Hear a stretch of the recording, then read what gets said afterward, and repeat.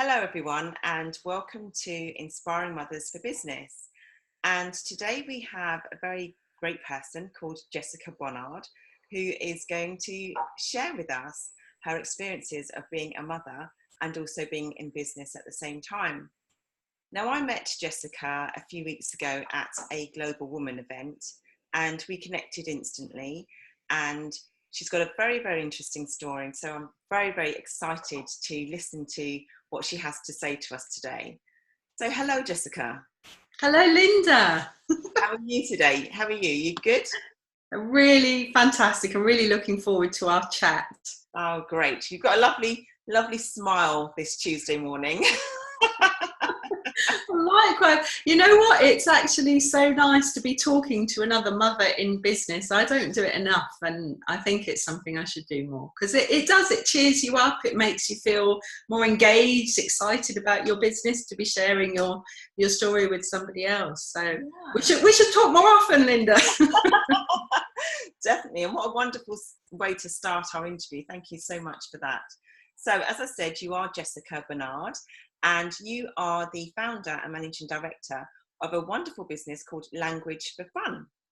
That's a very interesting title. Now, we will talk a bit more about Language for Fun shortly, but firstly, tell us a bit about Jessica. So you are a mother, so tell us a bit about yourself. Oh my goodness. Okay, so I'm a mother. I'm 50 years old and my daughter is 19 now. Right. Okay. So we went to visit her university digs yesterday. So I'm at that stage, the end of kind of, the 60-hour-a-week motherhood business. Right. But yes, so what else can I tell you about me personally is that we have quite a unique journey, in as much as we decided to send our daughter to school in France, or she decided to go to school in France. Oh, wow. Okay. My husband's French, I'm English, and 5 years ago, I moved to France with her. Okay. And I've been going back to England every month to run my business, see my husband, see my home. But the rest of the time I've been out in France supporting her through her GCSEs and A-level equivalent. So that's been quite a big bulk of who Jessica is for a long time. Wow. So let me just summarize that to make sure that I've got that absolutely correct. So your daughter's 19. Yeah. And 5 years ago, she moved out to France for education. So she would have been in high school. Is that right? Yeah, she was in secondary school and she was just coming up to her GCSEs. Right. Okay. And so you moved out with her temporarily to get her settled in. She's doing her education there. And as a mother, you come back each month to run your business. That is absolutely amazing. Yeah, I'm tired, Linda. I've got to say, I'm quite looking forward to it being over. But when you say temporarily, it was 5 years. So for 5 years, every month, I've been coming back to the UK to work. So you're not allowed to work in 2 countries. So I've been coming back to the UK to work and spending 3 weeks here with my daughter. Yeah. Wow. So where are you right now? Are you in France or are you in the UK? I am. I'm in France. So there's a heat wave. But I'm just about to come back to the UK permanently. As I say, just going off to university now. It's the start of her adult life. And now it's time for me to really focus on this business that for a long time has fitted in with my role as a mother. And it's matured over I think it's 12 years now I've been running the business. And so now my business has grown and it's time for me to really focus on that more. Yeah. And certainly from what you've said to us of your story, that's taking the role of a mother and juggling to a whole new level. Yeah, I wouldn't necessarily recommend it, but we are saving a lot of money on university fees now, so it's kind of paying off. I can imagine. I thought I had it bad with, school runs with 3 kids. Physically going to different countries, each month. Wow. Congratulations. Wow. That's amazing. Okay, so tell us some more about your business, Language for Fun. Okay, so people sometimes ask me what Language for Fun does, and I say it says we teach language for fun to adults in the UK. So we teach French, Spanish and Italian to people who are going on holiday, or people who have, you know, family or houses or whatever in these countries, not people who necessarily want it for work or to pass exams. It really is for fun. Right. And we have over 2,000 students now in the UK. Oh, okay. And they're all in little groups in their community. We have about 100 teachers. Right. And the teachers, you know, sometimes they are linguists who want to share their love of the language. Sometimes they're teachers who love teaching the language. Mm-hmm. And some people just teach a couple of hours a week, and for some people it's a full-time job. Oh, so that's language for fun in a nutshell. I suppose the other side of what we do, and I think this is where it ties in with inspiring women in business, is that 65 of those teachers are people that we've helped to set up their own business. Right, okay. So we have licensees, they're like franchisees, but a bit more relaxed. We have 65 licensees, and I'd say about 50 of them are mothers with, you know, either young children or children that they need to look after. Yeah. So we give them everything they need to set up their business, we support them, and we provide them with a network to grow their businesses. Fantastic. And so your network of teachers that help to support your business, are they international or are they based in the UK? So at the moment, they're based in the UK. We have just signed our first Spanish licensee. Oh, wow. Again, it's very much been a question of, could I cope with going to another country? Not really. So up until now, you know, it has just been the UK. Yeah. And even France, where I've been for 5 years, as I said, you can't really, it's very complicated to work in 2 countries at the same time. Mm. So I thought I'd wait until, you know, the travelling for family life is finished, and it's certainly something we would consider in the future to take it out to other countries. Yeah. So that's the next stage. Oh, wow, that's fantastic. And so in terms of the learning, you know, learning French, is this, do they have to go and do this face-to-face, or is it online, or are there various different ways they can learn? So it's very much a face-to-face group. Because what we try and do in our classes is we not only teach a language, but we teach a language through conversations, and the conversations are designed so that you actually really get to know everybody else in the group, and you build up a community.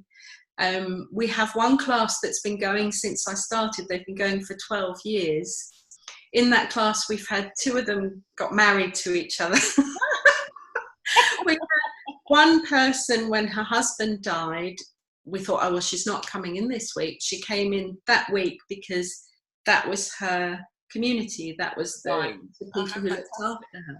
So it's very much face-to-face, small groups, that social contact that people crave. Yeah. Okay, fantastic. And obviously for the mothers that are listening in and watching this video, I'm sure that would spark a lot of interest, because, you know, learning a new language in a fun way as part of a whole family is, you know, absolutely fantastic. Yeah, well, I mean, at the moment we only teach adults. Right. But the parents often can take what they've learned in our classes and they can go back and teach their children. Of course, the best way to learn is to teach somebody else, or to support somebody else in their learning. Yeah. If people have very small children, like babes in arms, they're often welcome into our classes, because I know I found when I had a small child, you know, my brain wasn't being used as I'm used to it being used, and I craved some kind of mental stimulation. So, you know, by all means, they can contact their local teacher and say, I've got a 6-month-old, can I bring it along? When it starts screaming, I'll go out of the classroom.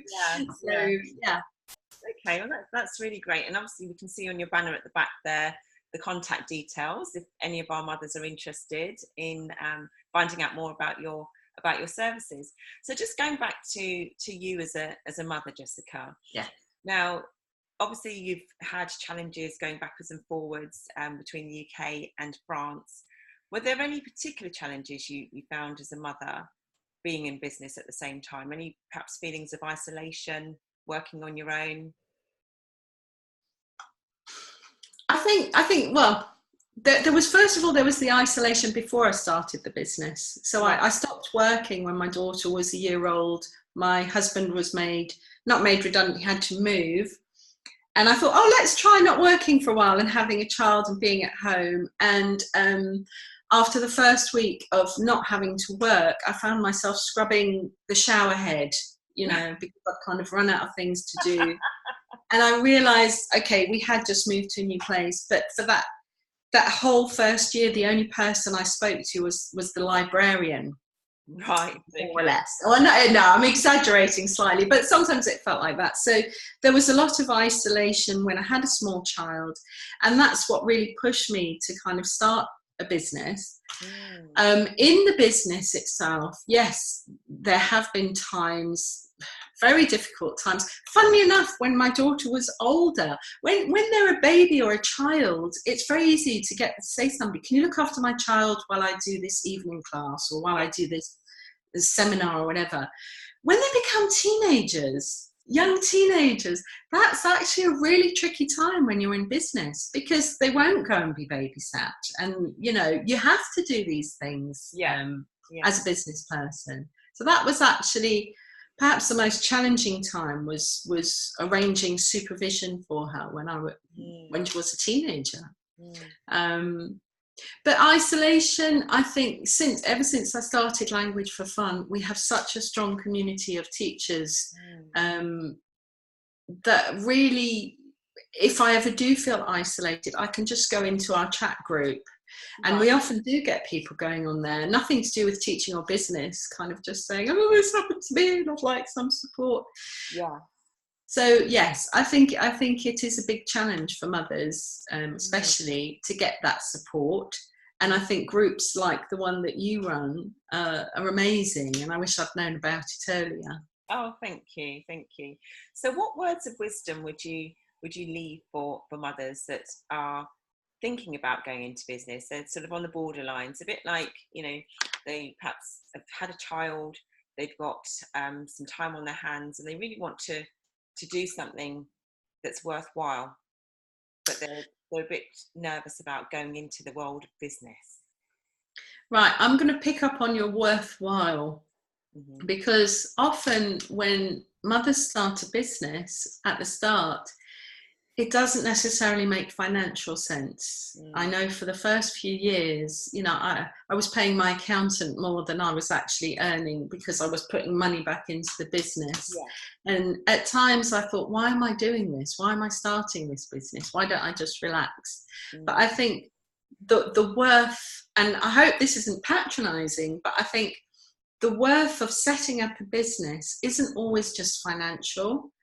And I think for women who want to interact with others in the world, they want to use their skills, I would say just go for it, and don't put pressure on yourself immediately for it to be this big business or this incredibly successful business financially.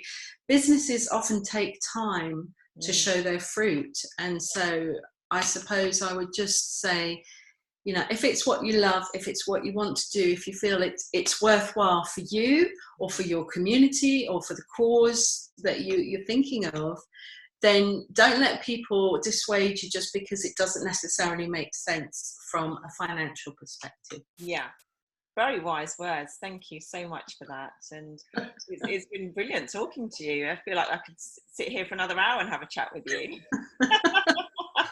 Grab a cup of tea, we'll have a chat, switch the video off. We'll do that. So yeah, I'm certainly going to have a look at your website and see what you offer, and I strongly encourage everyone who's listening here to connect with you as well. Are you on Facebook? Can people contact you? Do you have a Facebook group at all? Yeah, Language for Fun is on Facebook. We're on LinkedIn. We've got the website, all the W's, languageforfun.org. And I just want to say, you know, we have spoken about mothers as learners, but I'm very much on the lookout for mothers as you know, people to run our language schools. It can be from 3 hours a week, and it's very affordable. So oh, excellent, excellent. yes. That's really flexible, and thank you for bringing that in, because I'm sure that will be of great interest to lots of mothers that are looking to do something different, but on a flexible basis. So great. Well, thank you, Linda, for giving me this opportunity. It's been really fun speaking to you, and really look forward to finding out more about your organisation and seeing you again. Yeah, definitely. Okay, well, have a great morning, and I will catch up with you very soon. But thank you so much for your time today. Thank you. Okay, bye. Bye. Bye.